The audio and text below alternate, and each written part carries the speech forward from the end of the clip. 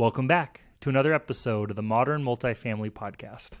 I'm your host, Mike Wolber, and today I was lucky to sit down with the Gary Gregory. You might know Gary as a multifamily executive. I'm really fortunate to now know Gary as a friend and a return guest on this podcast. Today we sat down to dig into Gary's third book. It's called The SUPERFANTASTIC Me, and it is all about helping you become the best version of you. I'm about 60 pages into the book, and a few things I'm really liking is it's easy to read, it's very referenceable, and it's big. It's almost like a textbook. It's really fun to go back to take notes in, and I've had it on my desk for about 2 weeks, and I'm finding myself just plucking away at it every single day. It's easy to come back to. In this show, Gary and I talk through the why behind this book and what it means to him to be super fantastic. I highly encourage you to follow Gary on LinkedIn and to check out his website, thegarygregory.com. This was a fun one, and I hope you enjoy. Let's get into it.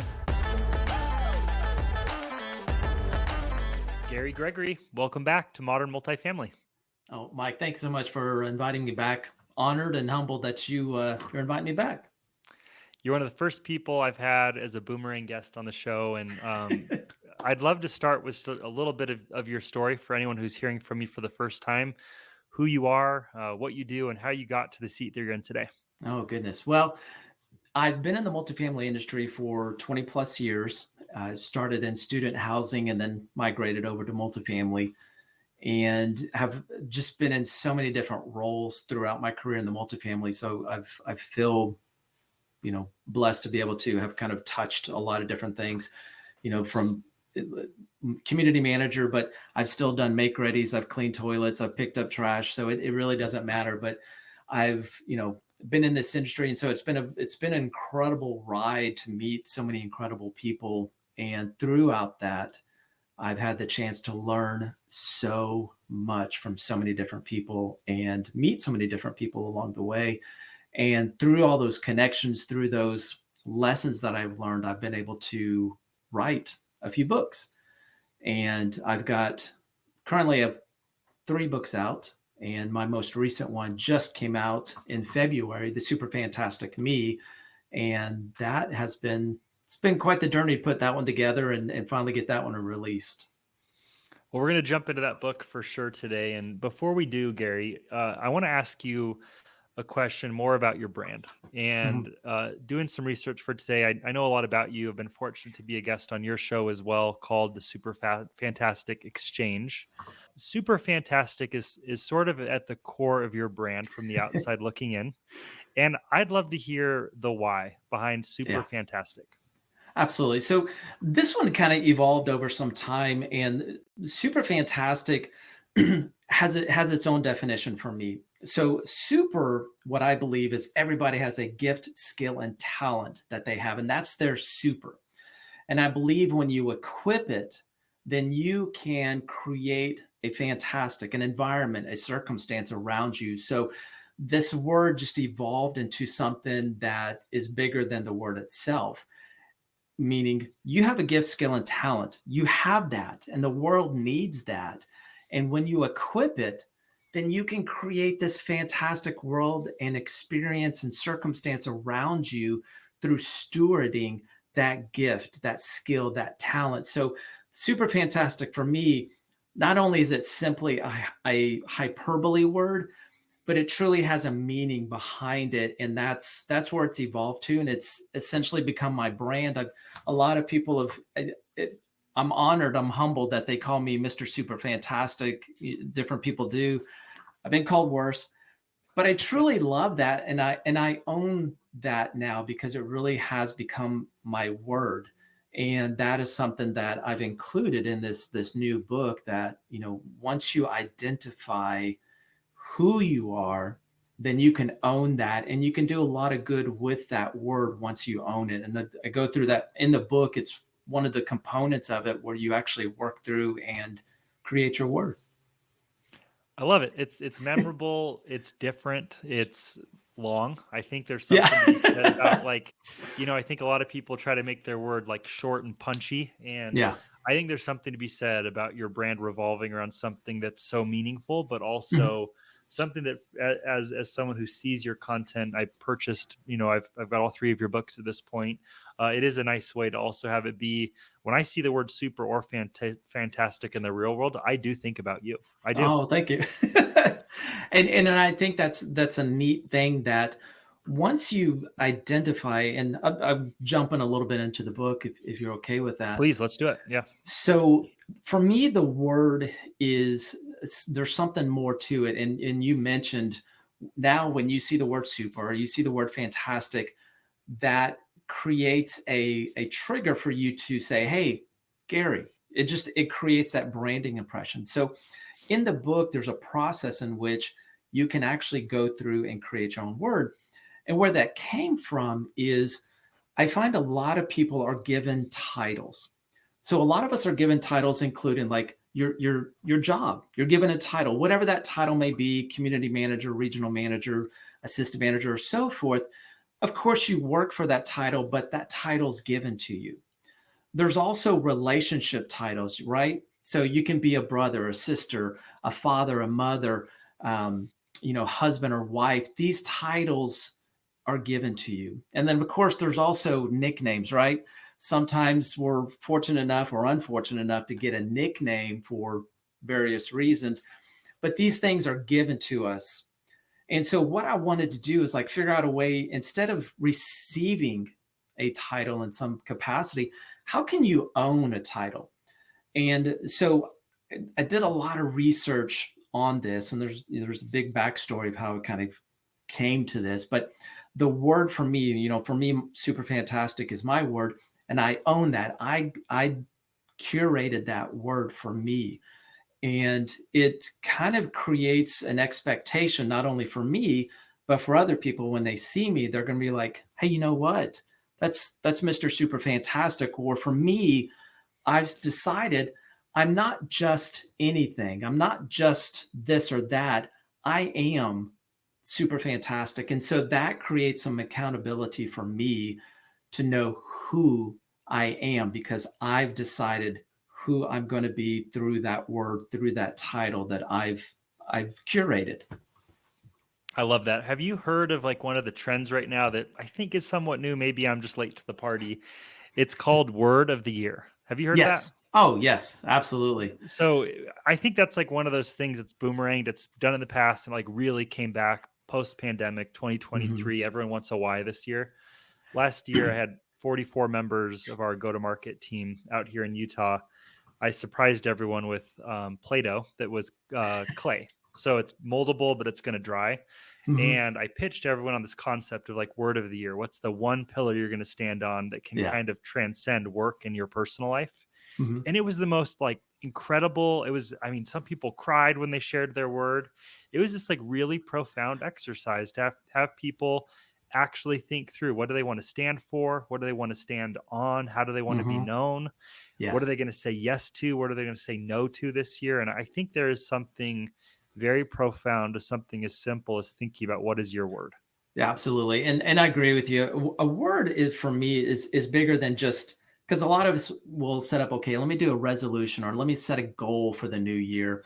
And that becomes a very specific thing.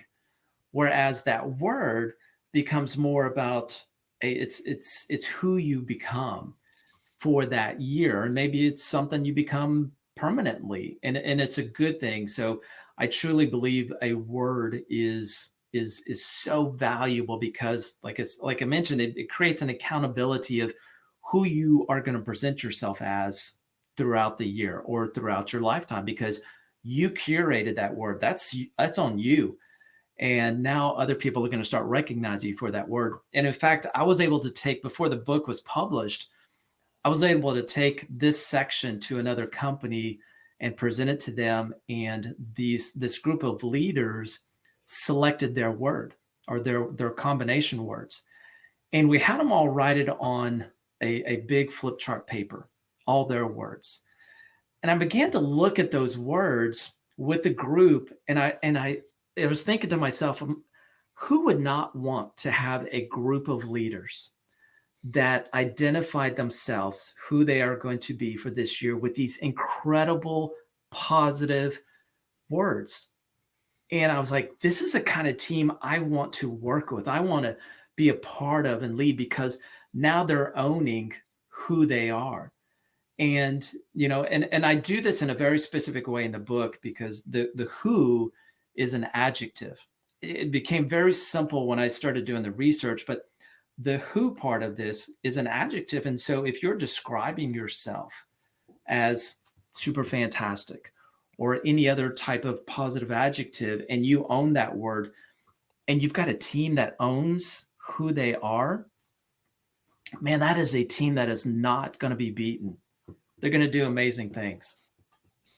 I could not agree more. Gary, one of the things I'd love to ask you about is this book feels good when you hold it. It is much bigger than the Yeah. past couple books that you have written, the Super Fantastic Process and the Super Fantastic Principles.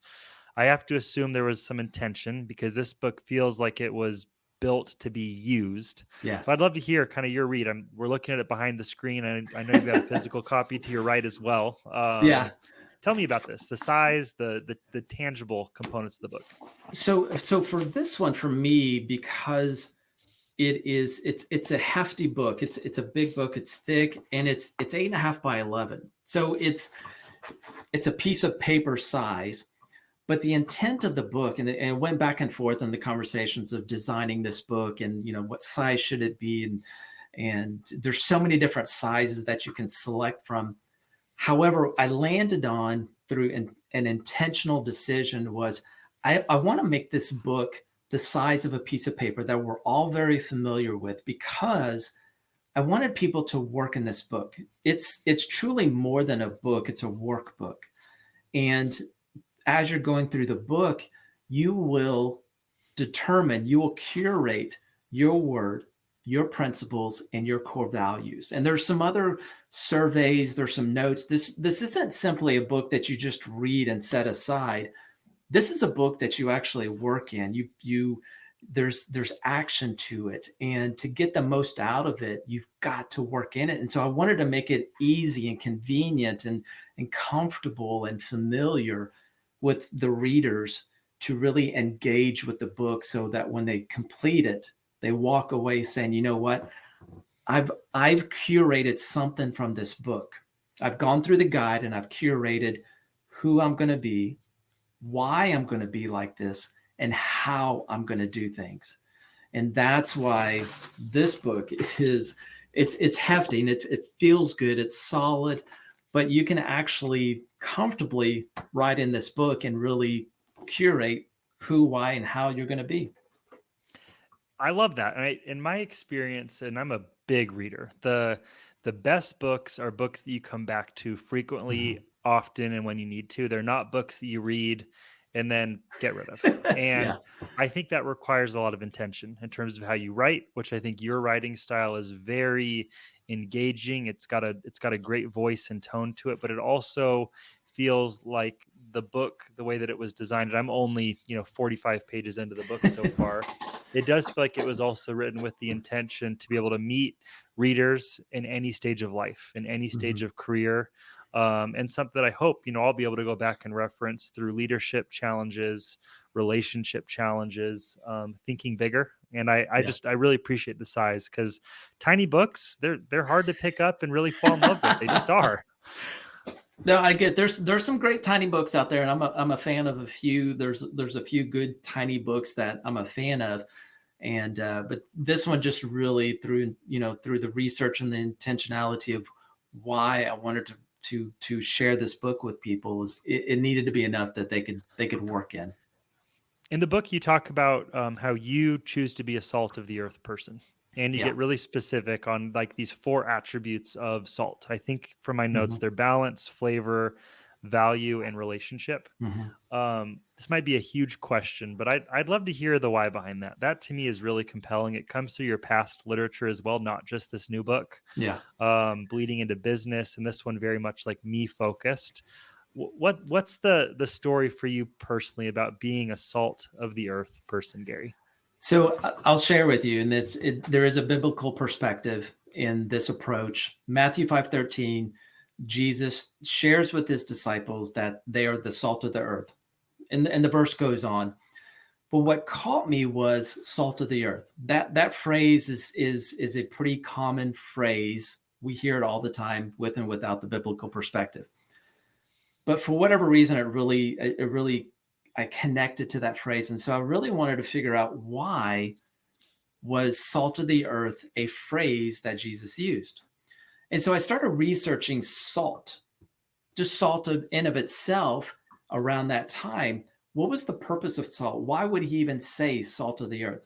And through my research, I found that not only back then, but even today, salt really has several benefits and components and uses of it.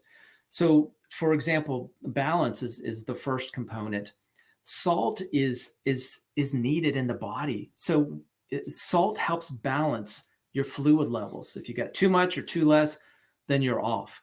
The thing about salt water, it's the balance within life in of itself. Then there's value. Salt used to be considered a method of payment. In fact, the word salary comes from the word salt. And so there's value. They used to trade salt. They used to pay people with salt back then. Now, there's also flavor. Salt is such an incredible element because with salt, there are foods that you can taste. Without salt, you can't taste these foods. And so it adds flavor. And in fact, when you bake, if you don't use salt, then things don't become sweet. And it's incredible what salt meant. And then finally, relationship, salt was actually used to bind agreements back in the day. They used to put salt in their hands and they would shake their hands.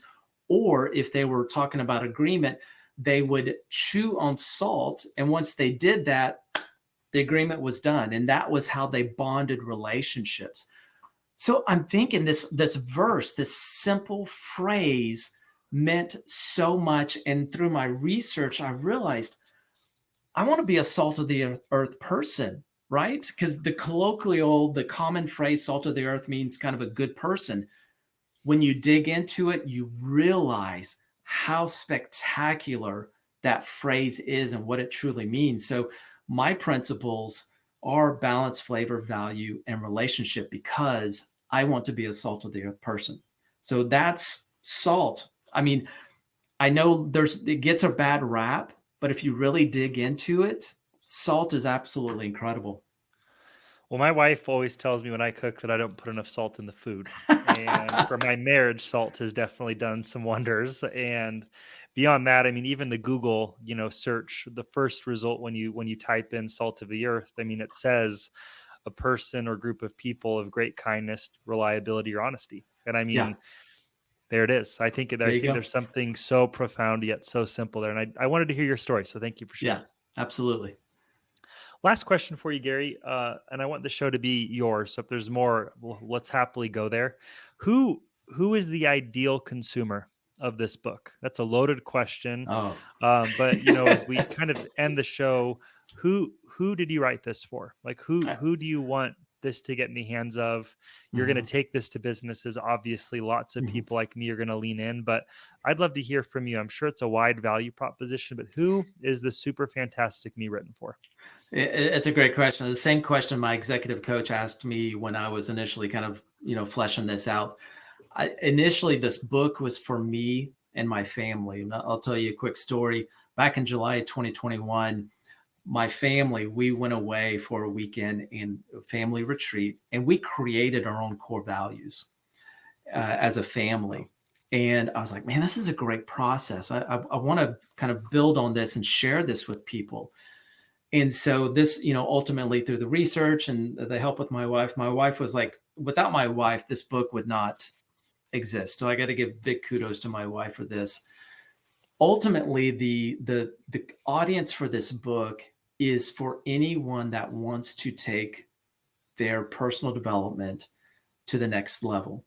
And when I say personal development, I'm talking about their relationships, because when you know who you are, why you are, and how you will do things, you can start adding value to those relationships. And I'll tell you just a quick story. When my wife and I first got married, I thought my why was just to work and provide paycheck for the family. And that was it.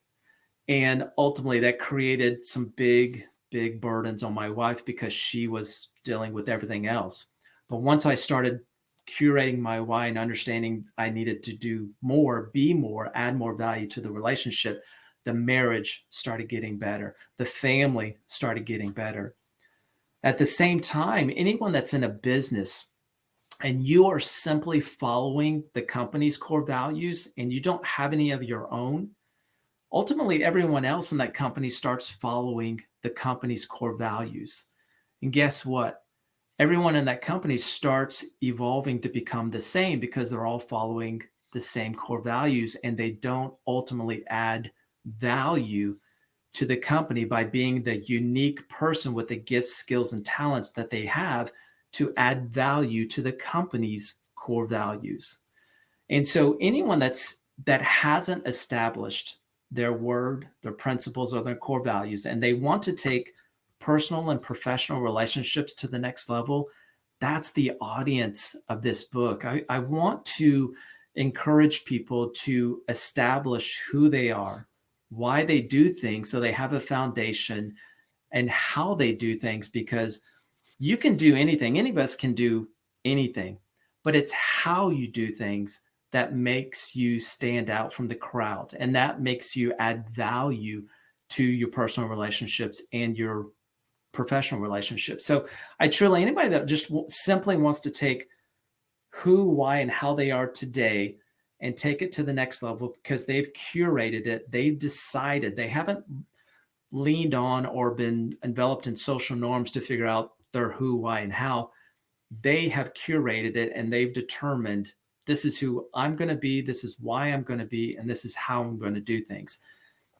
I would love to have a team like that. That would just be an incredible team that has established that, curated it, and they're bringing that value to not only the personal, professional relationships, but the company overall.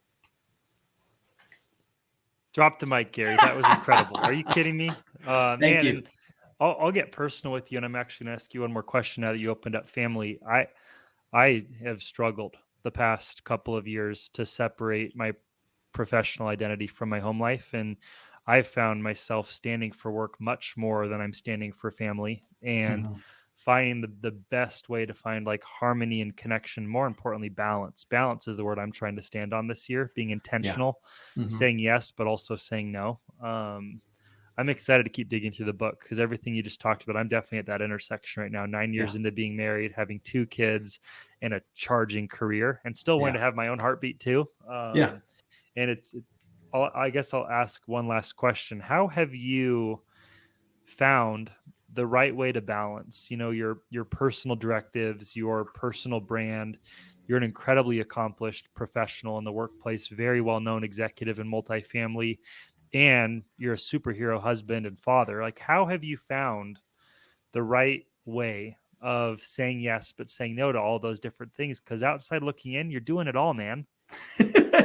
It's a lot of gray hairs they're popping up, but I'll give you one word, and Please. it's order. And what I mean by that is if you don't have an order in your life, then everything that feels important or urgent will take precedent over other things. And so for me, I have an order in my life. Number one is my relationship with God. Second is my wife, then my kids, and then next is my career. And I keep it in that order. Now, I know if I don't have a good relationship with my wife and my family, my kids, then everything else is going to suffer. I could be amazing at work. I could just be incredible. But if I have a terrible home life, what's it worth? It doesn't mean anything. So if you keep things in order, family first and then work, I promise you, if you have a good home life, everything else will work out. So, and I hate to sound morbid, but I'll just share this quick thing. If I was to pass away tomorrow, then any company that you work for, probably within a couple of days, there's going to be an ad for your open position. Understandably, I mean, it is what it is. It's work. So you give it all in order. And your marriage and your family is a training ground on how you will do everything outside of that. If you can get your marriage right, if you can get your family life right, you can get your home life right, that's your training ground. Do everything in excellence, family and home and marriage, then that will become what you become outside of family and home. So use your family life in order to be better at work. Order. You give it all in order. Let's end on that. Well, There Gary, you I go. would love to roll out the red carpet for you. For people who want to get in touch, learn more, connect with your content, you're easy to find on LinkedIn. Any other things you'd want to share in terms of advice to the audience or an ask on how they can get in touch with you or your amazing content? Oh, absolutely. TheGaryGregory.com. You can find all of my information. You can find this new book's available on Amazon. You can type in Gary Gregory or the Super Fantastic Me, and you'll find the book available on Amazon. But yeah, just thank you so much for an opportunity to be on your show, Mike. I'm a big fan of yours, so just being able to connect with you and chat with you is a big honor. So thank you, sir. Of course, chatting with you always brings me great energy, and I'll wish you wild success here in 2023. Thanks, Gary. Thank you, sir.